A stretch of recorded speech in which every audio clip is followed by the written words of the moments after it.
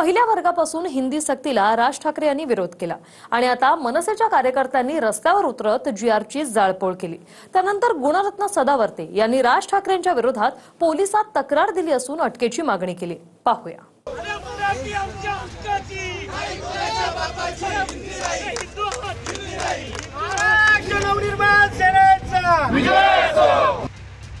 पहिल्या वर्गापासून हिंदी सक्तीवरून मनसे आता रस्त्यावर उतरली आहे।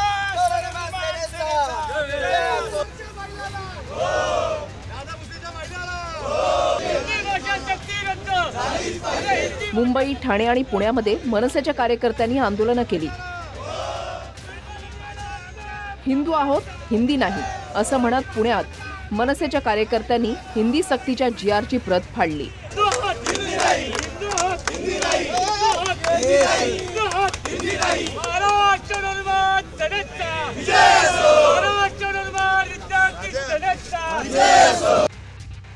हिंदी शिकवण्याला विरोध आणि जीआर जाळल्याच्या विरोधात ॲडव्होकेट गुणरत्न सदावर्तेंनी राज ठाकरेंच्या विरोधात पोलिसात तक्रार दिली। राज ठाकरेंवर गुन्हा दाखल करून अटक करण्याची मागणी सदावर्तेंनी केली आहे। हिंदी भाषेचा कायदा म्हणजेच शासन निर्णय हा दहन केलेला आहे। ही कृती अत्यंत चुकीची आहे। स्वातंत्र्य उत्तर काळात आणि स्वातंत्र्य पूर्व काळात सुद्धा कोणी एवढं म्हणजे ज्याला म्हणतो तालिबानी पद्धतीने वागलं नसेल एखादा राजकारणी, म्हणून राज ठाकरेवर FIR झाला पाहिजे। राज ठाकरेला कायदा संमत असेल तर अटक झाली पाहिजे। हे जीआर जाळायला कुणाला पाठवलं तर सामान्य कष्टकऱ्यांच्या लेकरांना। स्वतःची लेकरं काय करत होती तेही सांगा। बेडरूम मध्ये बसून क्रिकेटची मॅच पाहत होती का? म्हणजे गुन्हे दाखल व्हावेत तर सामान्य कार्यकर्त्यांवर व्हावेत, त्यांनी आपलं झुलत राहावं। तुम्ही मला सांगा, टन टन टोल रे बाबा, टन टन टोल रे बाबा, टन टन टोलचं काही झालं का? एल्फिस्टन ब्रिज रे भाई, एल्फिस्टन ब्रिज रे भाई, तिथं जाऊन बघा। निर्जन्य एकही माणूस त्यांचा तिथं सापडणार नाही। ही जी कोण व्यक्ती आहे ही विदूषकी जे काही वेल्डिंगचा चष्मा घालून फिरत असते आणि काय खादा असते, काहीतरी चाळे करते, ह्याचं महाराष्ट्राच्या राजकीय किंवा सामाजिक पटलावर काय कार्य आहे व्हायचं? मोठमोठ्या राजकीय लोकांवर काहीतरी विधानं करायची म्हणजे तुमचं हे तो केंद्रबिंदू होतो आकर्षणाचा, मीडियाला झळकायला मिळतं, एवढाच त्यांचा उद्देश आहे, बाकी काही नाही आहे। हिंदू आहोत, हिंदी नाही, हिंदी लादणार असाल तर संघर्ष अटळ आहे असा इशाराच राज ठाकरेंनी आपल्या ट्विटमधून सरकारला दिला। मात्र मुख्यमंत्र्यांनी आपण कालच बोललो, रोज रोज काय बोलणार असं म्हणत अधिक बोलणं टाळलं। राज ठाकरेंना काय सल्ला द्याल? आंदोलन करतात ते राज ठाकरेंना आंदोलन करायची कालच बोललो, याच्यावर रोज रोज थोडी बोलायचं। आपल्याकडच्या शासनकर्त्यांनी, राज्यकर्त्यांनी पक्षीय मतभेद बाजूला सारून मला असं वाटतं या मराठी या गोष्टीकडे बघणं खूप आवश्यक आहे। नुसते भाषा दिवस साजरा करणं आणि अभिजात भाषेचा दर्जा मिळणं याने फक्त मराठी नाही राहणार आहे। मराठी माणसाच्या अस्तित्वावरती वरवंटा फिरवून जर समजा प्रगती होणार असेल ना तर ती नको प्रगती आम्हाला।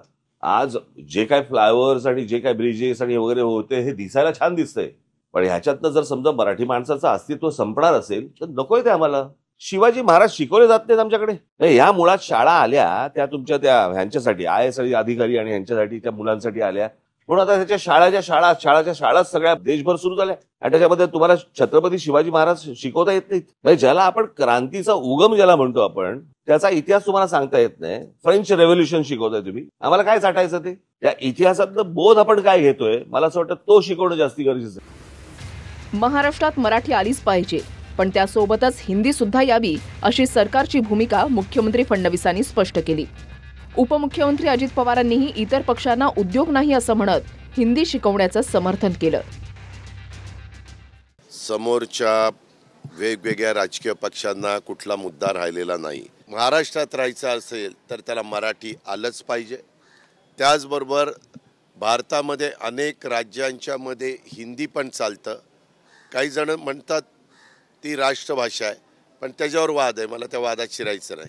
हे बाकीच्यांना सध्या कुणाला उद्योग नाहीत ना, काम नाही ना, ते असले वाद काही ना काही घालतात आणि त्याच्यातच ते वेळ घालवतात।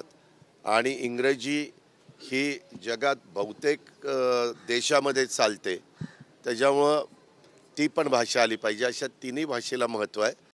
इकडे राज ठाकरेंनी ट्विट करून केलेल्या विरोधानंतर संजय राऊतांनी राज ठाकरेंना डिवचलं। कधी मराठी आहे म्हणणार, कधी हिंदू म्हणणार, किती वेळा कपडे बदलणार अशी टीका राऊतांनी राज ठाकरेंवर केली। आप पहले जनता को बताइए आप क्या है। आप दर दिन एक नया शगुफा छोड़ते हो, मैं ये हूँ, मैं वो हूँ, मैं हिंदी हूँ, मैं मराठी हूँ, मैं हिंदू हूँ। कितने बार आप कपड़े बदलोगे, लिबास बदलोगे? एक बार बदल दो, नहीं तो निकाल दो सब। ये जो है दो लोग फडणवीस और एकनाथ शिंदे ये आपको नंगे कर रहे हैं दर दिन आकर। लोकसभा विधानसभेमध्ये त्याने हिंदू मुसलमान केलं।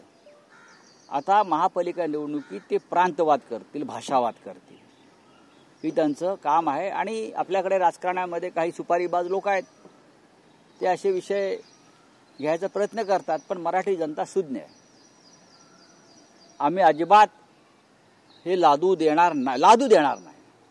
भाषा शिकण्याविषयी कोणावर बंदी नाही। आपल्याला काही मराठी भैया आहेत, त्या मराठी भैयांनी ठरवायचं की मराठी व्हायचं का भैया व्हायचं। कुठल्याही भाषेचा बलात्कार महाराष्ट्रावर होत नाही असंही संजय राऊत म्हणतात। संजय राऊत म्हणजे पवार साहेबांचं खेळणं आहे, म्हणजे त्यांना समजावं म्हणून हिंदीत सांगतोय। हे जितनी चाबी भरी पवार साहब ने उतना चले संजय नाम का खिलौना।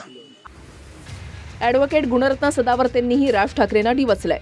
बँकांमध्ये मराठीच्या विषयावरून माघार घेतली, तसंच हिंदीच्या बाबतीत राज ठाकरे माघार घेतील असं सदावर्ते म्हणाले। आमची भूमिका त्यांना ज्या प्रकारे बँकेमधल्या प्रकरणात जशी माघार घ्यावी लागली, मग ते आमचे तुम्हाला सांगितलं ते गाणं मला रिपीट करायचं नाही। राज की बात बताए उदयजी, राज की बात बताए उदयजी। काय करणार तुम्ही, काय करू शकता तुम्ही? बघू, एका शाळेवर आडवं येऊन दाखवायचं।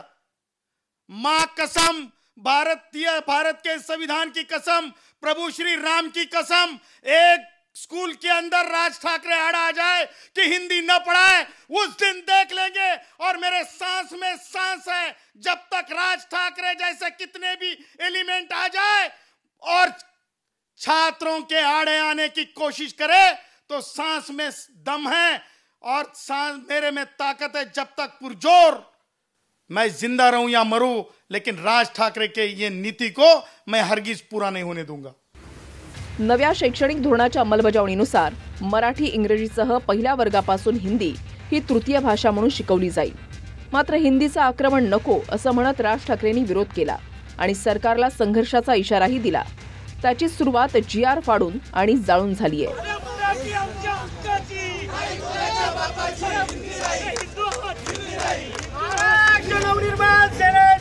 पुण्याहून अजिंक्य धायगुडेसह bureau report, TV9 Marathi, Pune.